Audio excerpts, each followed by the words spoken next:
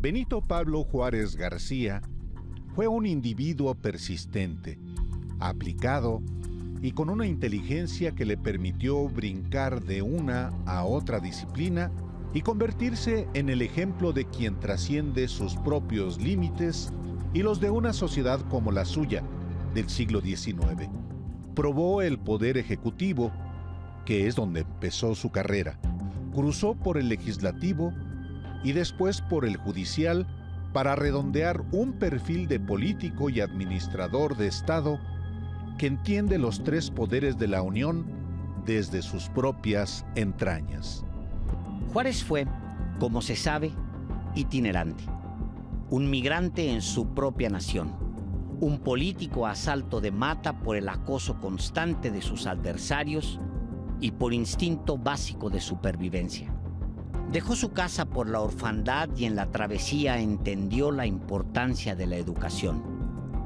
Dejó su patria por el acoso y así comprendió que la defensa del territorio tiene sentido adentro de los individuos y que soberanía no es una palabra que adorne discursos, sino una espada para blandir a la primera provocación.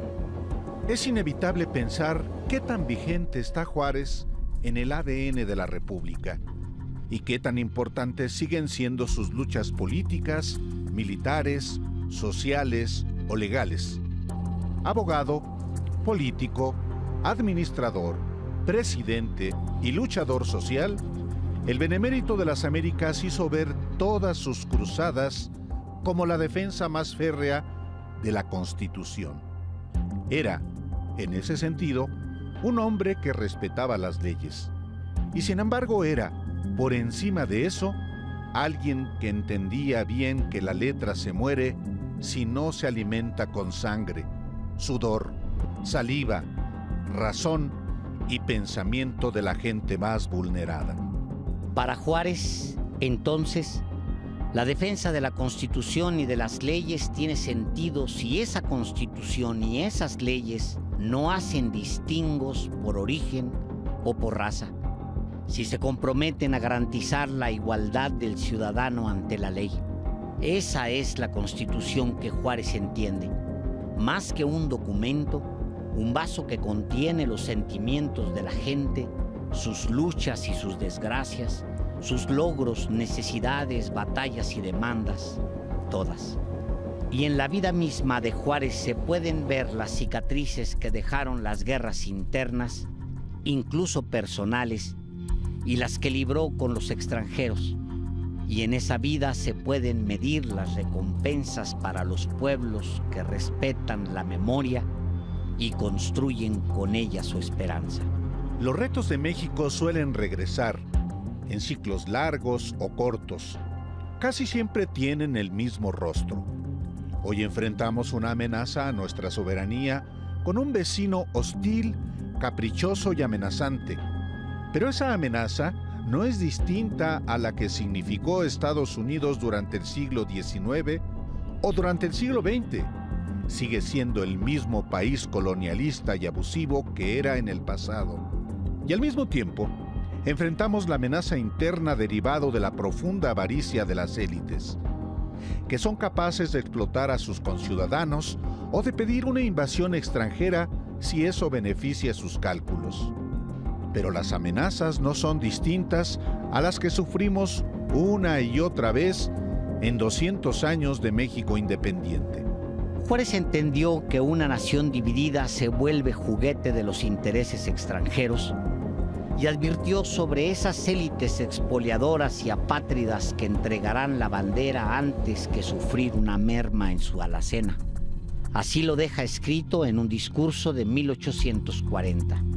Cito textual: si no queremos ser el juguete de otras naciones, si queremos que el bien nacional se consolide, huyamos del egoísmo y de la apatía.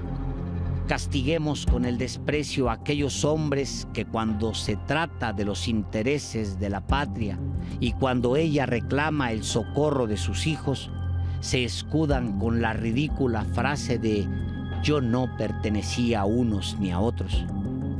si el despotismo tiene aliados y si la patria tiene enemigos feroces, lo son precisamente esos seres degradados e insensibles que, semejantes a los brutos, solo atienden al pasto que los alimenta. Juárez ve en España un método recurrente de los países colonialistas. Lo cito: aislar, corromper, intimidar y dividir. ¿Y cuál fue el resultado de todo esto?, se pregunta. Lo vuelvo a citar: nuestra miseria, nuestro embrutecimiento, nuestra degradación y nuestra esclavitud por 300 años. Luego enumera los vicios del colonialismo sobre el pueblo mexicano. Habla del aborrecimiento al trabajo y el amor a los vicios y a la holgazanería, el deseo de vivir de los destinos públicos y a costa de los sudores del pueblo, y, en fin, la protección que se dispensa al hombre inepto y prostituido, y la persecución innoble que se declara al ciudadano honrado, que, conociendo la dignidad de su ser, no se doblega a los caprichos de otro hombre. Y luego, en párrafos vivos que trascienden al tiempo, Juárez advierte, cito: nosotros que formamos una nación libre y soberana, nosotros que adoptamos la forma del gobierno republicano, nosotros que no somos señores de vasallos degradados, debemos proteger al hombre librándolo de los tributos que lo agobian y que menoscaban el sustento de sus hijos. Debemos seguir las reglas de una política ilustrada y justa, y debemos remover todos los obstáculos que impiden el libre ejercicio de sus derechos.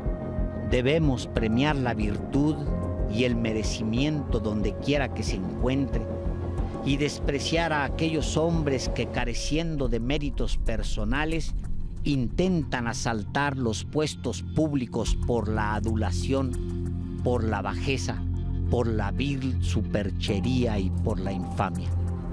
El 15 de junio de 1861, Benito Pablo Juárez García presta juramento como presidente constitucional de la República Mexicana. Fue hace 164 años. Su figura, inspiración liberal, ha dado espacio al odio y a la infamia de ciertos sectores, como ha inspirado respeto y rectitud en otros mucho más amplios. El mismo Juárez conocía el carácter polarizante de sus ideas.